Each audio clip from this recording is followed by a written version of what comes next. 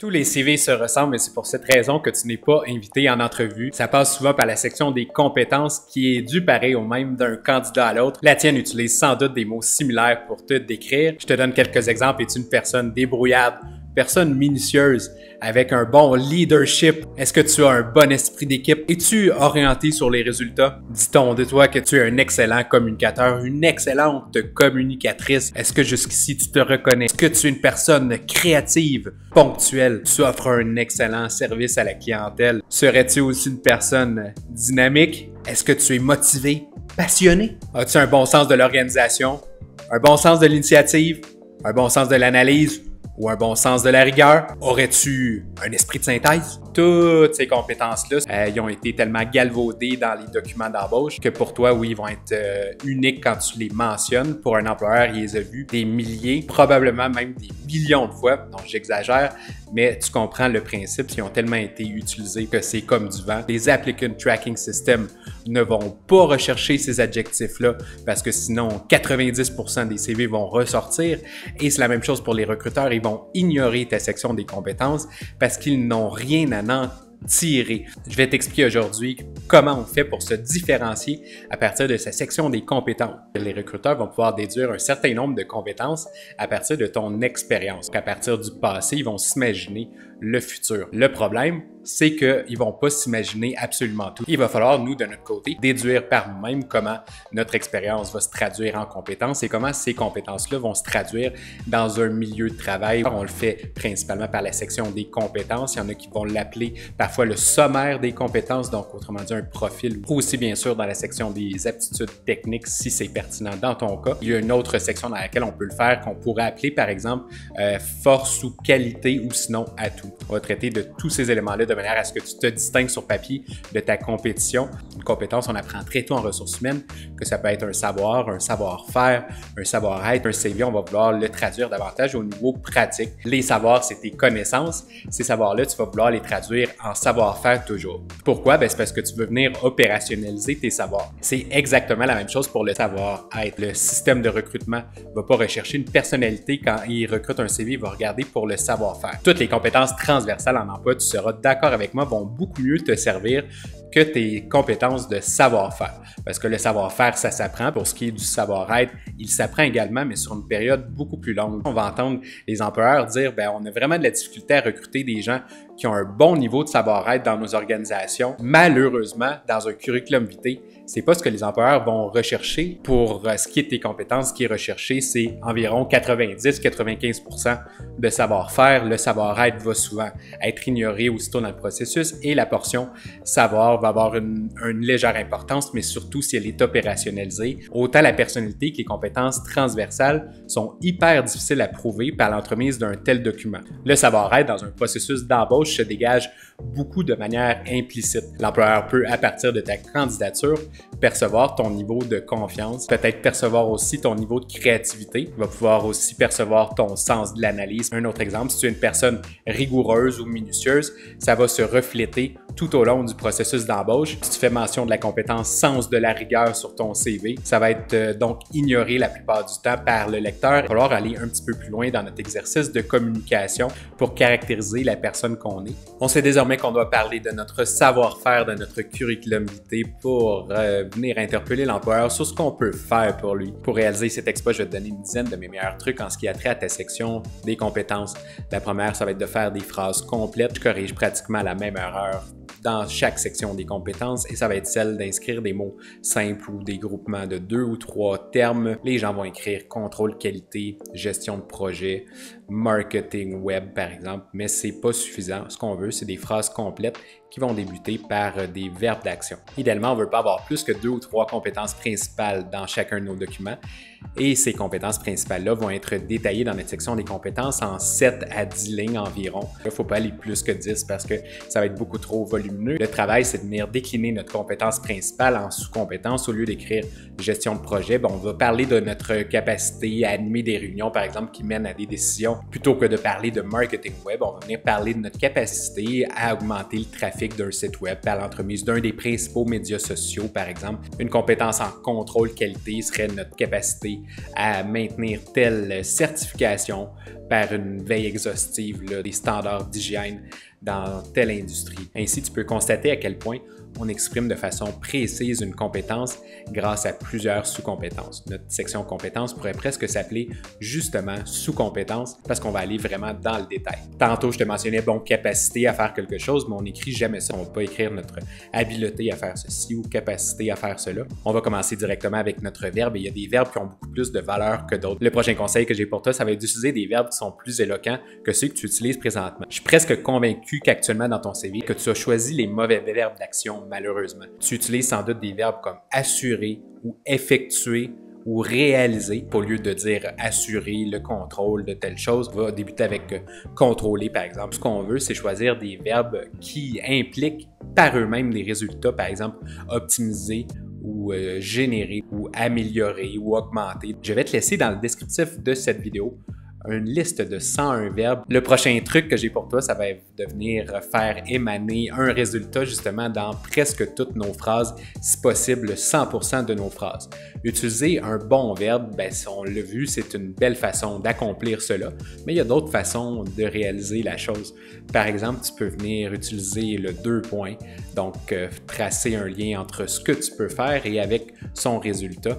Tu peux utiliser un mot comme permettre ou menant à telle chose. Au lieu de mentionner résolution de problème dans notre section compétences, on va pouvoir dire qui résoudra rapidement vos défis consistants à. Ainsi, quand tu te déduis toi-même le résultat de ta compétence, ça devient plus facile pour l'employeur de s'imaginer ce que tu peux faire pour lui. Si par exemple le résultat c'est que ça va améliorer les communications internes, là tu l'ajoutes à ta compétence. Si le résultat c'est que ça va venir bonifier la fluidité du trafic routier, par exemple, ça aussi tu l'inscris. Accepte le fait que tu ne peux pas avoir juste un CV.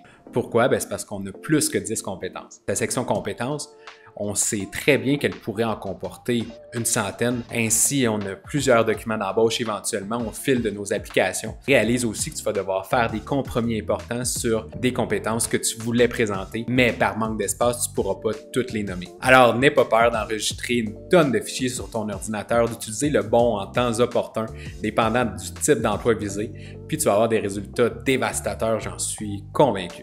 Une de mes astuces extrêmement efficaces va être de venir utiliser le caractère gras à bon escient. Comment est-ce qu'on utilise le caractère gras dans la section des compétences? C'est en te limitant à 3 mots. Ces 3 mots-là vont être les compétences principales de ton CV. Et arrête-toi à 3.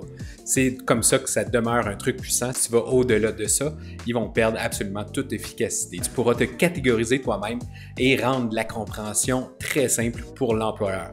Je t'ai indiqué que la grosseur de ta section des compétences devrait être environ d'une dizaine de lignes. Mais à l'intérieur de ta section des compétences, tu vas avoir une certaine grosseur qui est attribuée à chaque compétence principale. Autrement dit, la pondération de tes éléments va avoir beaucoup d'importance. Par exemple, un CV va avoir un petit peu plus de gestion, ton autre CV va avoir beaucoup moins de gestion. Un CV va avoir beaucoup de marketing web, l'autre CV en aura pas du tout. Si dans un certain CV, tu veux mettre plus d'emphase sur la gestion de programme dans le milieu communautaire, tu vas ainsi venir consacrer plus d'éléments à cette compétence principale. La compétence principale va prendre 4, 5 ou 6 lignes. La compétence plus secondaire va prendre quant à elle peut-être 2 lignes et une compétence tertiaire pourrait prendre juste une. Ainsi, la pondération des éléments, autrement dit, le nombre de points accordés à chaque compétence principale va être une façon de venir répondre encore mieux à l'offre d'emploi. Lors de notre analyse, on vient catégoriser l'offre d'emploi en 2, 3 ou à la limite 4 compétences principales. Bien évidemment, l'ordre des éléments dans notre section devient critique. D'une offre d'emploi à l'autre, c'est peut-être même la seule chose que tu vas avoir à changer pour personnaliser ton CV. Donc bravo à toi d'avoir pris la peine de le faire. Chacun de ces petits efforts-là pour te coller à l'offre vont produire plus de résultats pour toi dans tes postulations. À la place de faire une longue liste exhaustive de tes soft skills dans ton CV comme créatif, minutieux, dynamique, tu peux venir les saupoudrer subtilement dans ton CV, puis il y a même les phrases de tes compétences.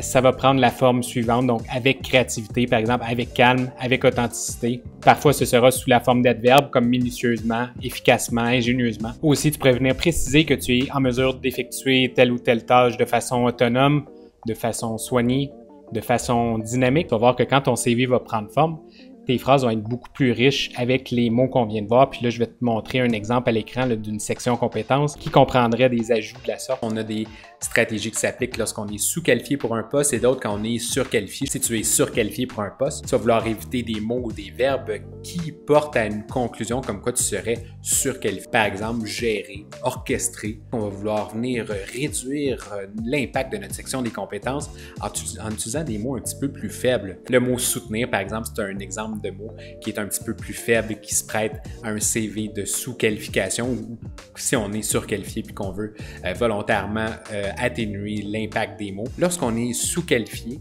là, on va vouloir venir dire qu'on peut contribuer, participer, collaborer à tel ou tel projet. Donc, si on ne peut pas avancer, qu'on peut mener telle tâche par nous-mêmes, on peut du moins venir dire qu'on peut contribuer à une tâche parce qu'on peut la soutenir avec notre expérience scolaire ou l'expérience qu'on a vécue, je sais pas moi, dans le cadre d'un stage. Si tu as l'espace dans ton CV, tu peux ajouter une section atout. Elle peut aussi s'appeler habileté personnelle, force. Cette section-là, on la dédie à ce qu'on n'a pas pu faire dans notre section compétences avec nos phrases complètes, qui était de parler un petit peu plus de nos soft skills, venir aborder légèrement notre personnalité. Bon, cette petite section-là peut venir nous réconforter avec le fait qu'on communique un petit peu plus qui on est grâce à, encore une fois, 3 ou 4 mots. Je dis encore une fois, là, c'est la même stratégie qui s'applique qu'avec celle des caractères gras. Si tu as plus que 4 éléments, cette section-là perd de son impact. On veut utiliser des adjectifs un petit peu plus originaux. En fait, on va toujours utiliser 2-3 mots. Je te donne des exemples. Créativité sans pareil, imagination structurée, leadership positif, au lieu de dire juste leadership. Leadership rassembleur, énergie débordante, efficacité redoutable, communication empathique, rigueur administrative, sens de l'organisation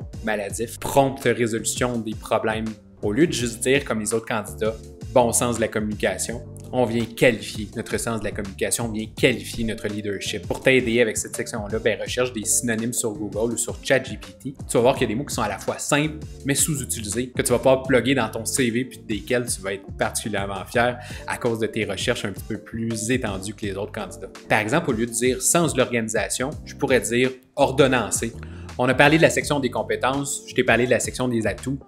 Il y a aussi parfois une section qui est dédiée aux aptitudes techniques. Le seul choix que tu vas avoir à faire, c'est est-ce que je pondère mes compétences techniques ou non. C'est-à-dire, est-ce que je leur mets une note là, sur 5, est-ce que je leur mets un certain nombre d'étoiles. Ça ne vaut pas la peine de faire une section des compétences. Si tu as juste Office 365, Google Workspace, tu peux les insérer dans ta section des compétences principales. De cette façon, tu vas pouvoir consacrer un espace vacant dans ton CV à une autre section qui aurait plus de valeur ajoutée que les aptitudes techniques. Par exemple, des distinctions clés ou la section atout qu'on a vu tantôt, une section témoignage. Prends les 2-3 compétences techniques dont tu voulais parler dans la section dédiée à cet effet, supprime la section, puis insère ces mots-là dans les phrases complètes. Je te donne un exemple, tu pourrais dire produire des formules avancées dans Microsoft Excel qui permettent d'accomplir tel résultat. Plus tu viens contextualiser, plus ta section des compétences va être efficace, interpellante pour un employeur. Et évidemment, on récolte quelques indices dans l'affichage de poste qui nous permet de nous avancer sur ces phrases-là plus précises.